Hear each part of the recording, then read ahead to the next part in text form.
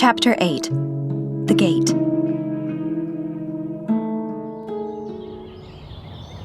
Andrew looked through the scope of his rifle at a beautiful 6-point buck walking out from behind a thicket of brush. "That's it," he whispered. "Just 2 more steps." His crosshairs were almost behind the deer's shoulder. Andrew rested his finger on the trigger. The adrenaline pumped through his veins and his breaths were short. "That's it. Just 1 more step." He heard his phone vibrate on the seat of the deer stand. He looked down and saw a message from Charles appear on the screen. Glancing at it only for a second, he quickly placed his rifle down and picked up the phone. Unlocking it, he read the message carefully to ensure he was not mistaken. "Charles, it's begun. They are after us. I'm taking her to the gate." Andrew called Charles immediately. After several rings, it went straight to his voicemail. He quickly typed out a text and sent it to him. Slinging his rifle over his shoulder, Andrew climbed out of his deer stand. Reaching the ground, he ran over to a red 4-wheeler parked about 50 feet away. He hopped on, cranked it up, and took off like lightning through the woods. "Calm down," he told himself. "He knows what to do. He knows what to do."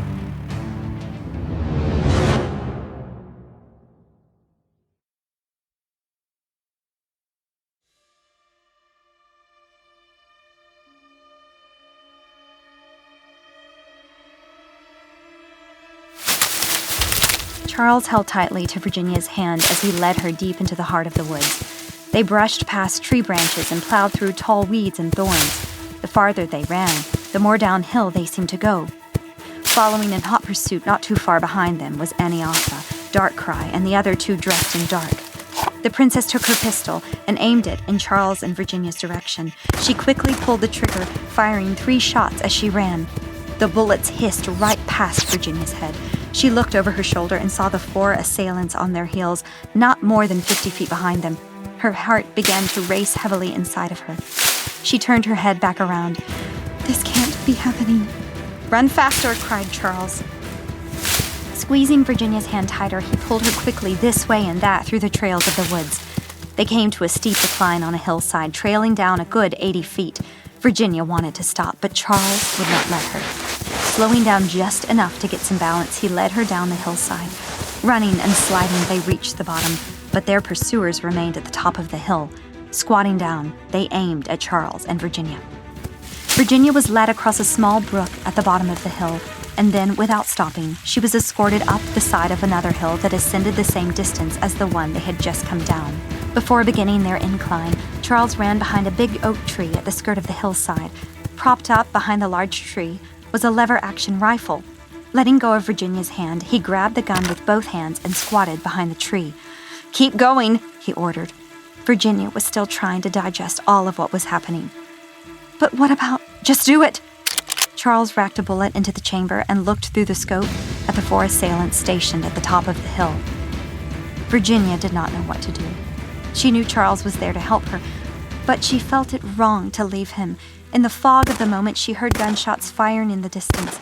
A piece of bark blew off from the side of the oak tree above Charles's head. Charles turned around and saw that Virginia had not moved. "Go! Now!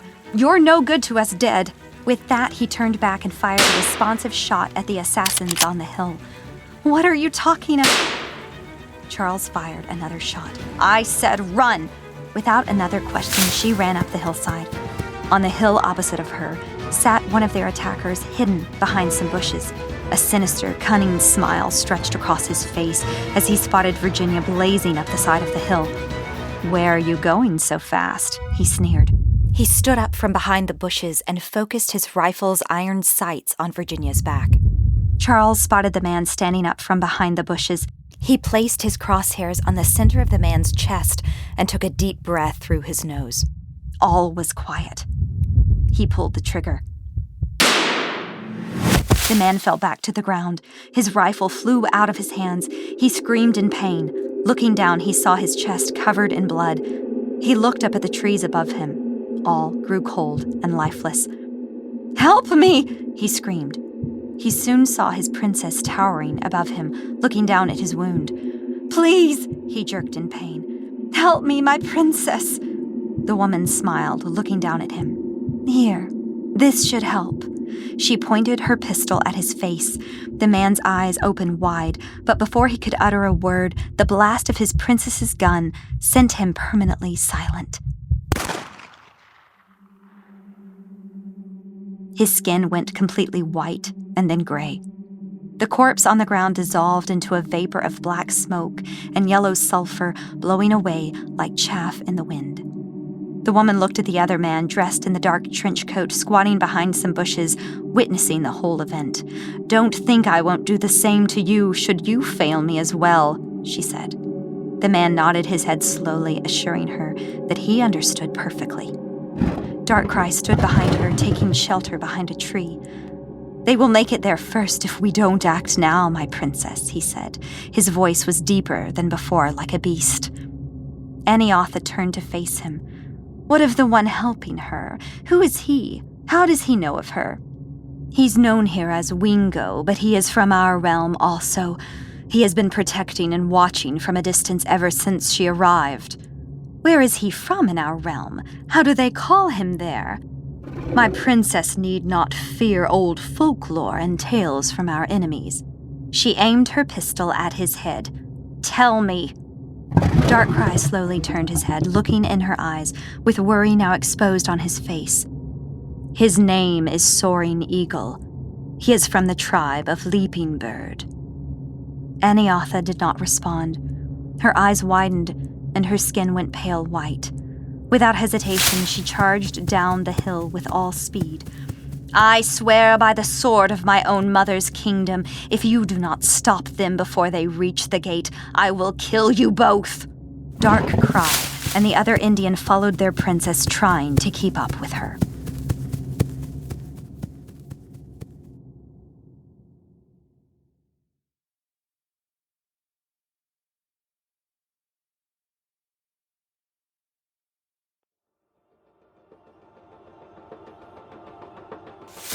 Virginia made it to the top of the hill and hid behind a tree. Resting her back against it, she took deep breaths to regain her strength. Looking around, she only saw what appeared to be flat-surfaced ground. No bushes, no thorn vines or weeds. Only pine trees and mossy ground covered the terrain. She felt something grab her hand. She gasped in shock, but realized it was only Charles. Good job, he said, smiling and panting. Come on, we're almost there. Putting some distance between their followers, they continued to run. After charging through the mossy, tree-covered valley, Charles and Virginia came to a rocky cliffside. They both stood panting heavily on the edge, looking down at the valley below.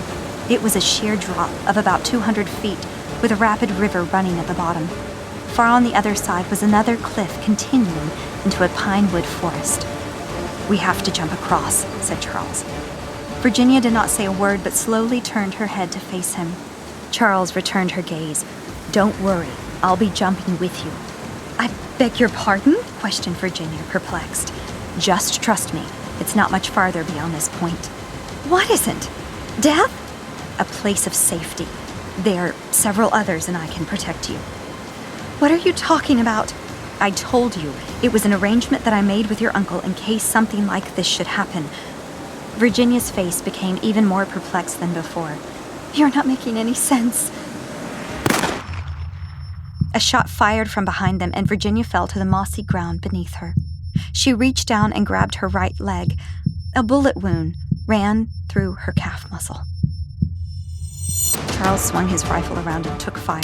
About 50 feet behind them were Darkcry, Aniatha, and the Indian in dark clothing hiding behind trees, peeking their heads around the corner and blind firing. Soaring Eagle, shouted Darkcry. You know this is impossible. Surrender her and you can go free. Charles grabbed Virginia's hand and pulled her behind a tree near the cliff's edge. He looked over her injury. The bullet went clean through, and her leg was bleeding badly. He took off his backpack, black jacket, and burgundy t-shirt. After wrapping his shirt tightly around her leg, he took off his belt and fastened it around the bandage. Virginia screamed and gnashed her teeth as his belt tightened across her wound. I know, he said calmly. Don't worry, we're going to be okay. Pieces of bark exploded on either side of the tree as more shots were fired from behind them. Charles reached into his backpack, pulled out his pistol and fired blindly around the tree. Quickly, he slung his bag over his right shoulder and tucked the gun in his front pocket. Virginia bit into the sleeve of her jacket and screamed through her teeth. She had never felt anything so painful in her whole life, a burning sensation that inflamed without mercy. "Shh," whispered Charles, placing his hand on the side of her face. "It's going to be okay." Her tears ran down her cheeks and onto his palm as she cried and gnashed her teeth in anguish. "Listen to me," he said, scooping her up into his arms. "We have to jump."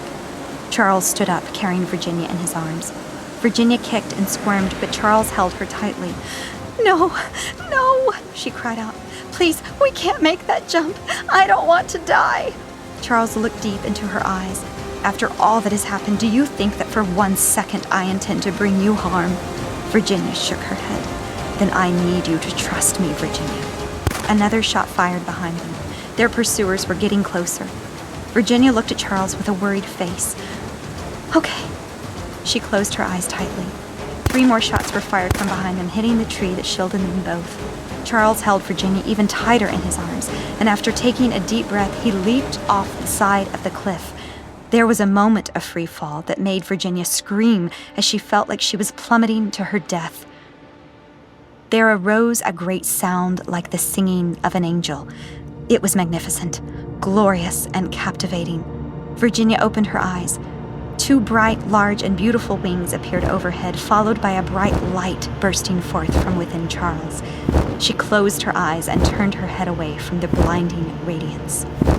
The light faded, and the angelic language came to a slow dissolve. All was quiet.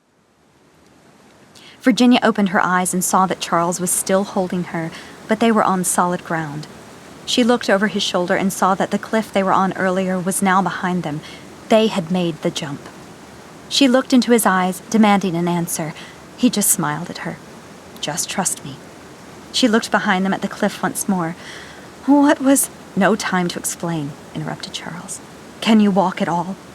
Virginia's agonizing pain froze the many questions soaring in her mind. "My leg hurts too much. It's stiff." "If you use me as a support, do you think you could walk on just your other leg?" "I think so."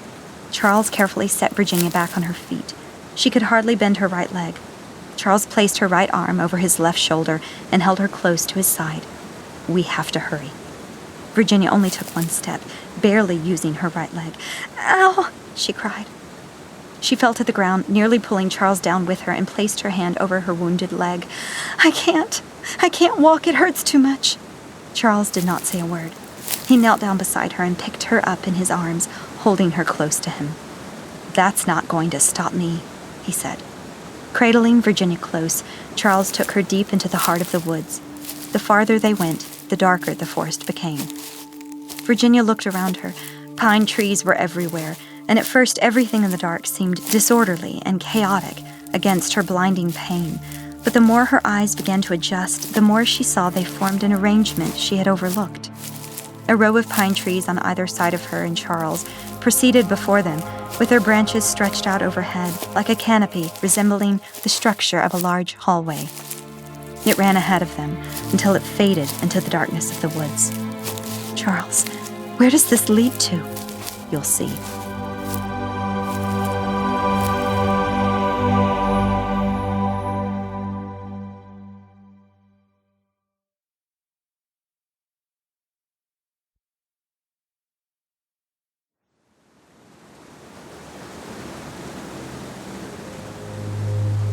Aniatha, Darkcry, and their other companions stood on the cliff's edge where Charles and Virginia once were.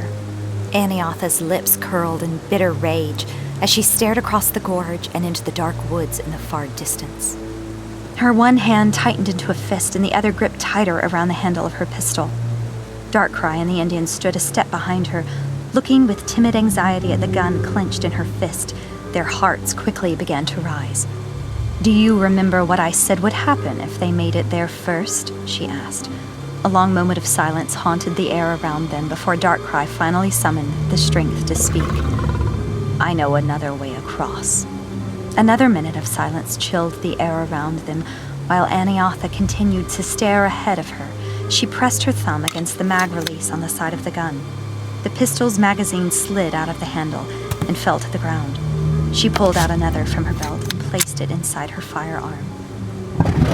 "The gate is still far off into the woods," continued Darkrai nervously.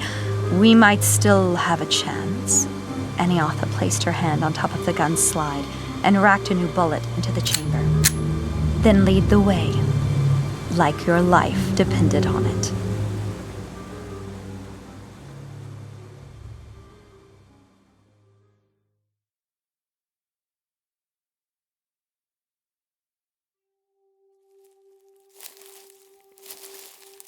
Virginia held on to Charles tighter as the woods became pitch black. Uncertainty weighed on her heart, and she wanted to run back. Charles continued to keep as fast a pace as he could, refusing to stop. "Charles," cried Virginia, "where are you taking me?" "Trust me," he replied. "Look ahead." Virginia focused her eyes on what appeared to be a small orange light in the distant darkness. "What is that?" "You'll find out." His voice was more excited and enthusiastic than it was earlier. They drew closer to the light, and Virginia was starting to make out an image. They approached 2 large oak trees at the end of the corridor of pine trees. Both trees overlapped, with their branches twisting around each other, creating an archway.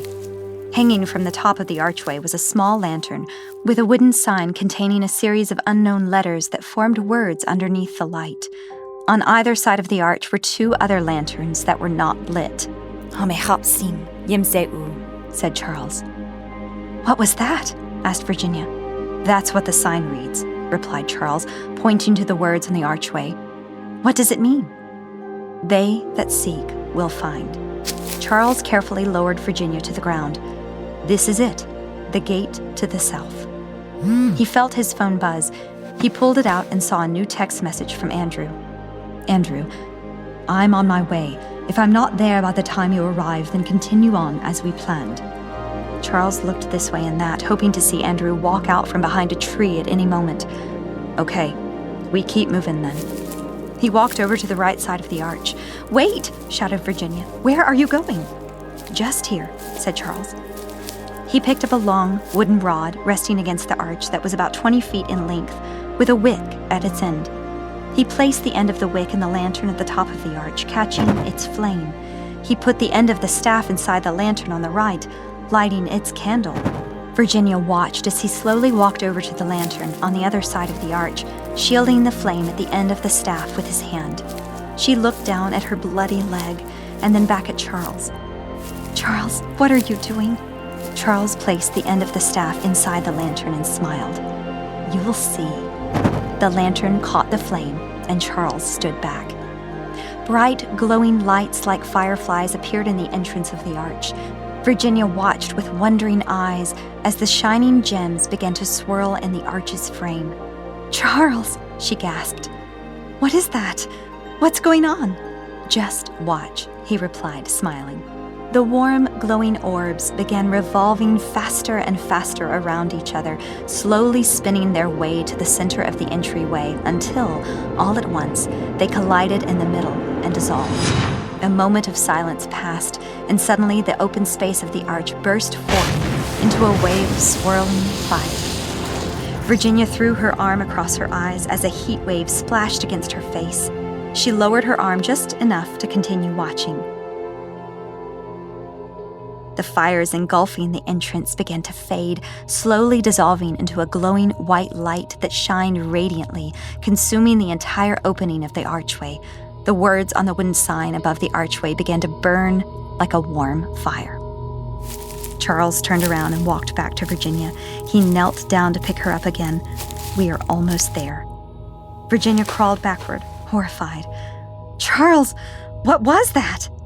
"Virginia, I know what you are thinking, and trust me, I was afraid at first also, but you have to trust me. I'm going to take you somewhere far from here, where you can be protected." He came closer to her. Virginia backed away again. Scared, unsure, and confused, she stayed away from him. "Charles, please tell me what's going on. This just doesn't happen in real life." "I assure you, it does, and I promise everything will be made known in time, but you must trust me, now more than ever before." There was the sound of a loud wolf howl coming from behind them in the distance. Charles raised his head, alert. "They're coming," he said. "Who? Who are these people trying to kill us? What do they want with you? They're not after me. They're after you. He took notice of the horror on her face. He smiled warmly at her. Virginia, listen to me. I know you're scared. You have every right to be. Your trust in me has been the strongest I've ever seen. My heart has never been, nor ever will be, to hurt you. It is to protect you.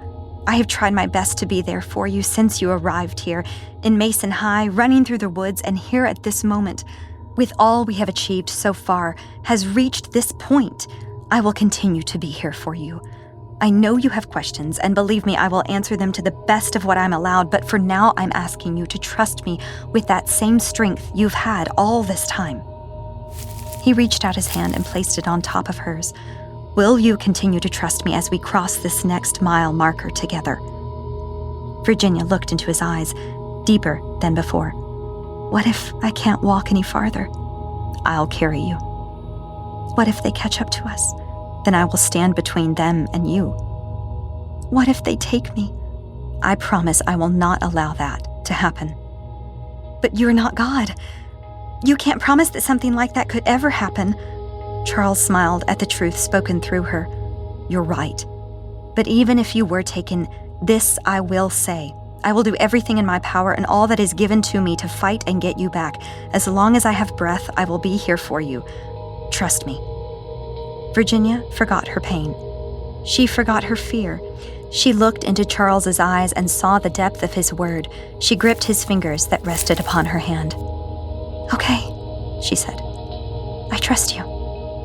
Charles returned her smile with a smile of his own. Here, let me get that for you, he said, slinging her backpack over his shoulder.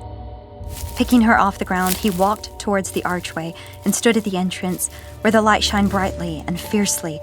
Virginia could not see the fire, but could feel its warmth, as if it were still there. She stretched out her right hand towards the light.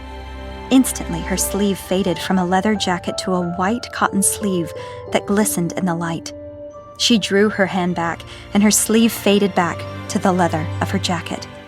She looked up at Charles. What was that? Charles smiled softly. There is so much more. Virginia looked at the light and reached out her hand. Her sleeve changed again from leather to white cotton. Do you want to see something amazing? He asked her. She did not respond, but just nodded her head. Then close your eyes. Following his instructions, Virginia closed her eyes as Charles took one big step through the entrance of the archway. Okay, said Charles. Now open. Virginia opened her eyes, and her mouth quickly followed. She was wearing a white cotton shirt that trailed past her waist and had a V-cut at its collar. She wore a pair of brown leather pants, and the pair of hiking boots that her uncle had given her was still on her feet. On her hip was strapped a leather belt. Hanging from her belt was a dagger that was strapped around her thigh. All around her was the radiance of a bright sun shining through the most colorful autumn trees she had ever seen. Giant red pines towered over them and dominated most of the botanical life around them. Mingled with the pines were oak, sycamore, and maple trees that dwarfed in comparison, yet were no less captivating. Lustrous flowers of all kinds and lively ferns sprouted in defiance against the cool temperatures through the fallen leaves that coated the ground. She turned to look at Charles, who, aside from their backpacks hanging on his shoulder, was no longer dressed in blue jeans and hiking boots. He was dressed from head to toe in the clothing of a Native American Indian. A buckskin war shirt covered his top. Buckskin pants and breechcloth clothed him from the waist down, and a pair of moccasins covered his feet. He carried a tomahawk strapped on his left hip and a dagger exactly like Virginia's on his right, and strapped around his back was a huge, double-edged sword. On his left middle finger was a wedding band forged in white gold and decorated with diamonds. His black, straight hair fell down to his shoulders and blew gently in the afternoon breeze. He held Virginia in his arms, standing tall and strong like a mighty warrior. "Who are you, really?" Virginia asked. "My name is Charles Wingo, but I am also known as Soaring Eagle, from one of the tribes of the southern woods of Earth Stars." Virginia looked back at the lush forest surrounding her. "Where are we?" "Virginia," said Charles, Welcome to Aletheia.